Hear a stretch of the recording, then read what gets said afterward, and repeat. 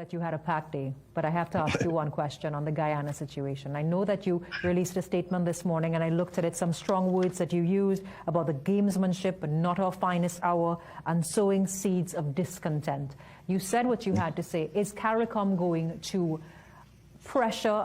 How is CARICOM going to get involved in this? Will you get involved in this at all? Look, we've said what we've said for now. We're watching the situation. The heads of government are particularly attuned to the fact that these situations are difficult. We sent in 2 observer teams.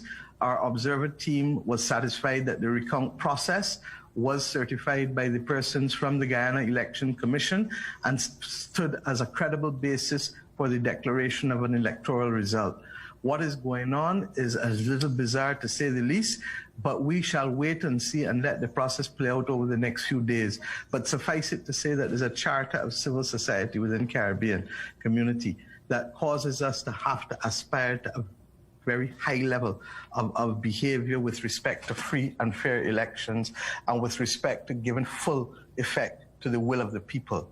I pray that we will recognize that there is no election that is worth the life of a single human being, that there is no election that is worth the damaging of the reputation, not only of one country, but our community, because the Caribbean has been one of those few regions that has seen people move from poverty, absolute abject poverty in the 1930s, where we had riots across almost every country, to the point where we were well on our way to meeting many of the world's millennial development, the sustainable development goals, going forward.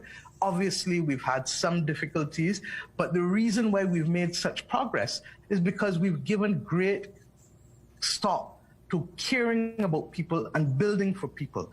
Do we have the capacity that we would like to bring everybody on the train out of poverty? We haven't had it, but we want to continue to do it because it is only through that way that we will move the region from a people that have literally come here in bondage to a people that fully and truly enjoy freedom, because at the end of the day, as Amartya Sen would say, freedom is choice. And if our people don't have the choice as to where to work and how to move and how to do and what to do, then they're constrained. So that the continued developmental goals are critical, and the Caribbean community must stand for something with respect to the pursuit of these goals and with respect to the pursuit of the values that have made us stand up as a beacon in the global community, and to be able to speak truth to power when we need to speak truth to power.